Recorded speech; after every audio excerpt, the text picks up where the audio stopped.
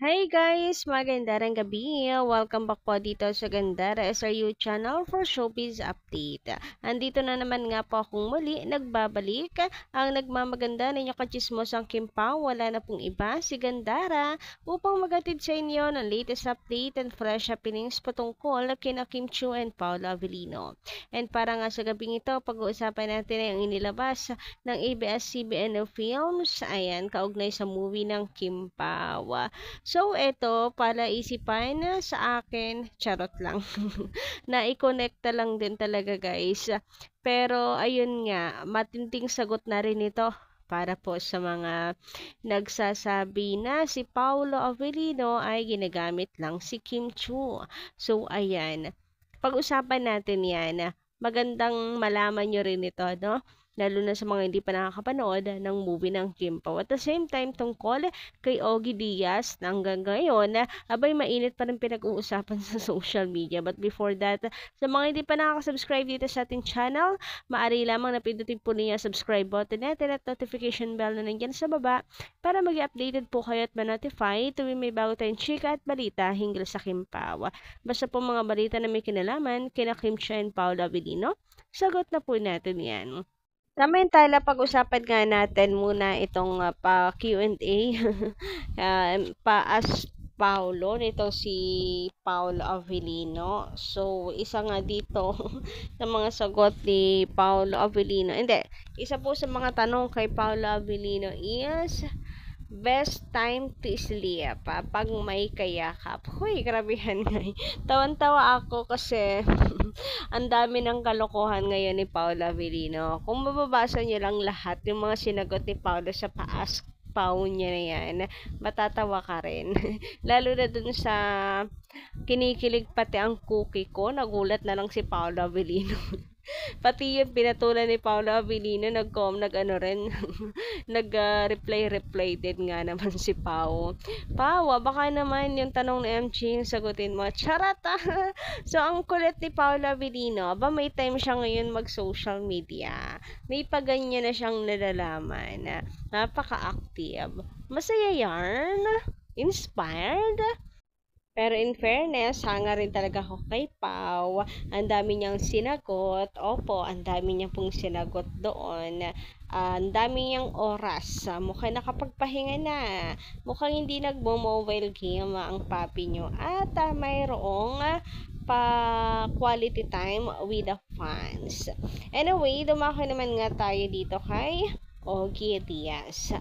So, yung iba, hindi na raw nanonood sa vlogs niya pagdating kay sa Kimpaw kahit pa positive yung kanyang maging update sa Kimpaw.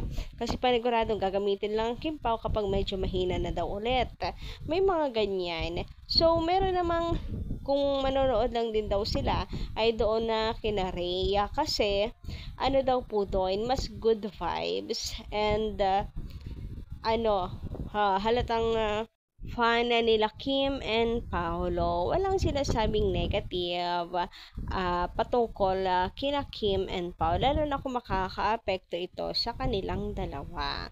So, narito nga yung ilan na sabi dito, Dondon and Ray lang ang pinapanood ko. Never ko gusto ang Ogie na yan. Puro paninira kay Kim ang topic niya. From Riz David. Sabi naman dito ni Lizelle Oyan, dapat si equal lang. Dapat kasi equal lang siya sa mga artista kagaya nila Ray at Dondon.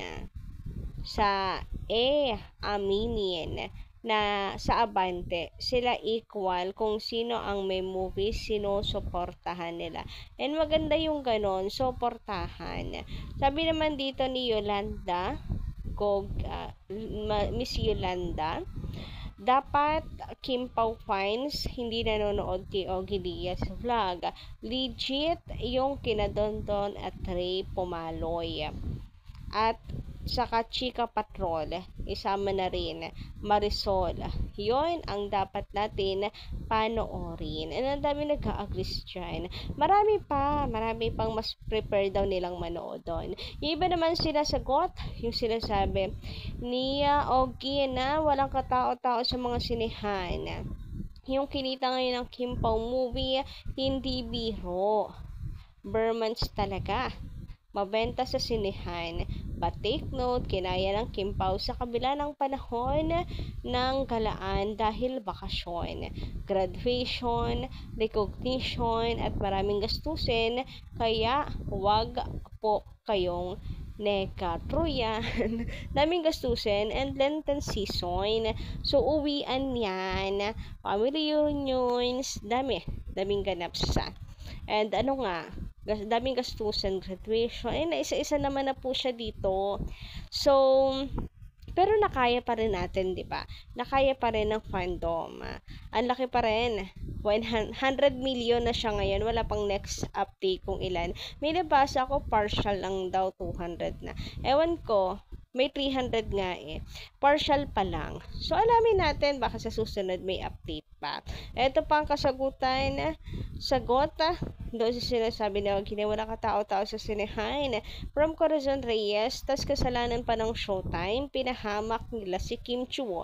Hindi nila naisip na sa spills lang, ganun agad ang atake ng mga DDS at mga ibang love team. Binash talaga nila si Kim. Siyempre, pasalin-salin na ang mga salitang sinasabi nila na hindi maganda.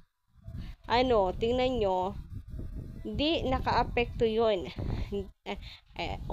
Tingnan nyo, di naka-apekto yun. Hindi nag-iisip ang ABS-CBN, pati ang writer ng Showtime. Kapahamakan ang binigay nila kay Kim. Parang naawa ako kay Kim and Paolo. Damage has been done. Hindi nila naisip ng studio nila na nagkasabay-sabay na lamang ginagawang masama si Kim sa kanila. May POV lang po. So, may effect pa rin siya kahit paano. Pero, syempre, hindi naman patatalo ang mga fans. Kita nyo naman, di ba? All out pa rin ang suporta. Hindi pa rin kumbaga ay malaki pa rin po ang kinikita at kikitain pa, sure yan. Marami pa naman pong araw na showing Amela will make you disappear. Sabi naman dito ni Madam Vilma Mendez, let's say malaki ang kita na HLA, pero isipin nyo naman, ang cut din, malaki din ang gastos nila. So, sinong lamang ngayon? Ganun yun eh. Ano pa rin eh, iba-minus mo pa rin yung expenses. Malaki expenses, di ba? Nung sa HLA. Tapos, may kahati pa nga ang Star Magic. Dapat kinoconsider din nila yun. And, basta, masasabi ko lang, successful ang movie ng Kim Pao. Inggit na lang po pikit na lang po yung mga bashers nila. Kung medyo masakit ito sa pandinig nila, sa kabila ng pamboboycott nila, talaga namang pa rin, kumukota pa rin at kokota pa ang Kim Pao. Sabi naman po dito ni Madam Virginia, Ogie is Kim basher, so don't believe him. Remember, Kim refused his invitation for interview since then. Galit na galit siya kay Kim. He thinks he is a big shot and nobody will say no to him. Ogie, not everybody likes you. So, ayan, may pamensahe kay Ogie. Nalala ko doon sa unang comment, sinasabing gastusan talaga itong katapusan ng March ngayong April. Kaya nga daming umalma na bakit inuro ng March. Perfect na sana yung February 12. Pero wala na, yun na, tapos na. So, ngayon, magagawa lang natin ay full support para sa movie ng Kim Pao. Samantala, naalala nyo pa ba yung chika na kumalat sa social media na inamin na daw ni Kim Chiu and ni Paolo na mag-friend lang silang dalawa kasi friend ng friend si Kim doon sa public screening ng Kim Pao. So, yung iba kasi hindi nakapanood, di yun naintindihan.